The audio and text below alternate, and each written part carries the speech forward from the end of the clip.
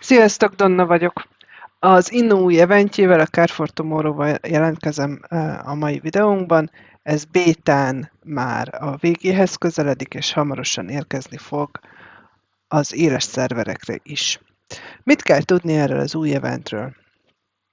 Ez a kulcsos játéknak egy változata, tehát az alsó kulcsrészletet, meg a felső kulcsrészletet tartalmazó azonos szintű elemeket össze kell párosítani, csak új kinézetet rajzoltak neki, ilyen bio-öko valamit, katicabogarakat, amőbákat és leveleket kell kulcsokká alakítani. Mit tudunk a játékról, vagy mi van a játéktéren? Van egy szokásos ligánk, semmi változás, van a fődíjak sávja, a fődíjakban megint van ezüst és arany láda, amit pénzért lehet megvenni, extra jutalmakat lehet beszerezni. A főépület aranyszinten jövőben ad 1% plusz forcspont termelést, tehát ez minden épületre igaz, kivéve a nevezeteseket, ad 121 forcspontot, terméket, medált, egységeket és különböző töredékeket, 6x6-os épület. Van napi nyereményünk, amit egyszer le lehet cserélni per 24 óra, vagyis per nap, illetve az összerakott kulcsokból ládákat lehet nyitogatni, van aranyláda, ezüstláda és bronzláda. A napi első nyitás dupla pontot ér, ugye ez a pont a fődíj sávon az előrehaladást növeli, illetve kapunk valamilyen jutalmat majd a ládából. Maga a játékterület, ugye ahogy mondtam már a jól ismert kulcsos játéknak a klónja. Hogyan is működik? Annyi változás van a kulcsos játékhoz képest, hogy egy szabad ügynököt nem 10 munkásért, hanem 20 munkásért lehet megszerezni. Ugye itt most a munkás az event pénz, nem, amit a napi feladatokból, illetve az incidensekből lehet gyűjtögetni.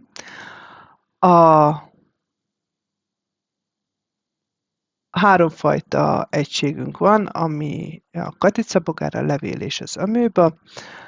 Van egy helpünk is, ugye itt látjuk az új típusokat, és az amőbán van végigvezetve, hogy a párosításoknak milyen eredménye lesz. A harmadik szintű egységért 2 kulcsot lehet begyűjteni, és a negyedik szintű egységért 6 kulcsot. Ebben nincs változás. Ugye ami változás az, hogy nem 10-be kerül, hanem 20 munkásba kerül egy szabad ügynöknek a kigenerálása, illetve ami még változás az az, hogy új táblát drágábban lehet egy picivel szerezni, mint az eddig megszokott. Ugye eddig úgy volt, hogy naponta egyszer nulla munkásért vagy nulla pénzért lehetett rezetálni a táblát, és utána 20, 40, 80, 160 így mentek fölfele, tehát mindig duplázódott, de 20-ról indult a költség. Most pedig 40-ről indul a költség, tehát van az napi egyszeri nullás rezet, és utána 40, 80, 160-ba kerül a táblának a rezetelése. Ez a két változás együttesen azt eredményezi, hogy az eddig megszokott módszer, hogy naponta 3 táblát csinálunk meg, ez nem igazán működik, ugye, hogyha ezt így csinálnánk ebben a játékban is, akkor a munkások száma nem lenne elegendő, és nem lehetne normálisan végigcsinálni az eventet. Mindenkire rábízzuk, hogy milyen módszert választ, járjatok utána az interneten és különböző fórumokon, kinek mi jön be, illetve tartalékoljatok a riválra is, lesz 2 rivál, oda is kellenek munkások ahhoz, hogy tudjatok normálisan haladni. Van 3 fajta bónuszunk, ezeket főleg a rivál küldetéseivel lehet megszerezni. Az első, ez a sejtsokszorozó, ezzel egy szabad ügynököt lehet kigenerálni a táblára. Van a sejtosztó, Cell Divider, ez azt csinálja, hogy egy szabad egységből egy szinttel alacsonyabbat és duplát, tehát 2-t fog generálni, tehát mondjuk elnyomjuk egy negyedik szintű telikulcsos egységen, akkor 2 harmadik szintű telikulcsos egységet fogunk kapni. Az újak mindig megőrzik a szülőnek a kulcsrészletét, vagy a kulcsát, attól függ, hogy milyen van neki, és egy szinten alacsonyabbak lesznek. A harmadik, ez pedig a Rainbow Essence, ez pedig azt csinálja, hogy amikor ezt elhasználjuk, akkor ki kell választani a három fajta elem közül az egyiket, és azt színtelenné változtatja, amit aztán már bármivel lehet pároztatni. Ugye arra figyeljetek, hogy ami zárt, az zárt, tehát be van lakatolva, vagy zárt egység, az zárt is marad, tehát azt továbbra is csak szabad ügynökökkel lehet felnyitni, vagy feloldani. Ezen felül van egy mellékjátékunk, ez a papagájos. Ugye itt a papagájos játék az úgy működik, 2 része van, most kezdjük az alsóval.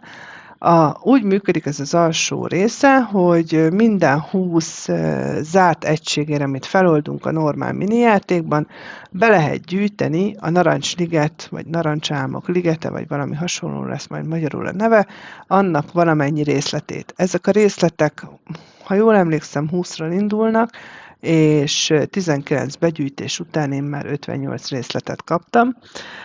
Tehát és összesen 1000 részletet kell összegyűjteni ahhoz, hogy megszerezzük az épületet.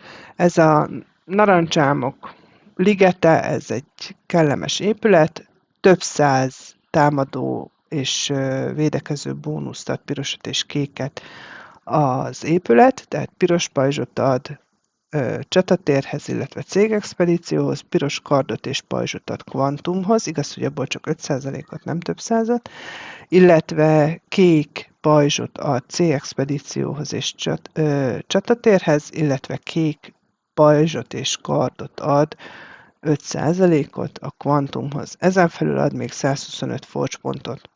5x5-ös, és nem kell hozzá út. Amikor hogyan működik, tehát elkezdjük a játékot, amikor 20 bezárt egységet kinyitottunk, feljön egy felugró ablak, hogy be lehet gyűjteni a narancsliget részleteket, fel is dobja ezt a papagájos ablakot, ott be tudjátok gyűjteni, és lehet tovább menni a játékkal. 19-szer begyűjtitek, akkor összejön az, hogy 20-szor begyűjtitek, akkor összejön az 1000 darab, és le lehet tenni az épületet. Aki ügyes, az akár többször is összeszedheti, de ehhez ott kell lenni a toppon, és a rivált is mindig végig kell csinálni. Ettől teljesen függetlenül van ez a felső rész, és ez egy össznépi játék, vagyis úgy működik, hogy ahogy a szerver játékosai, az összes játékos csinálja ezt a Care for Tomorrow eventet, bizonyos előre halad, mindenki hozzáad egy valamekkora százalékot ehhez a sávhoz, és amikor betelik a sáv, akkor be lehet gyűjteni egy ajándékot. És 20 szint van összesen, amikor elérjük a 20 szintet, akkor mindenkinek nagyon jó lesz, és az Inno állítólag azt vállalta, hogy minden egyes fájér, amit összegyűjtenek a szerver, vagy minden egyes, szóval valahogy fákkal generálják az elért pontokat, és azokat a fákat majd el fogja ültetni az Inno valahol a játék vége után, hát majd meglátjuk, hogy hány fát ültetnek el a végén. Ennyit a Care for Tomorrow eventről, mindenkinek nagyon jó szórakozást kívánok, és sok szerencsét az eventhez!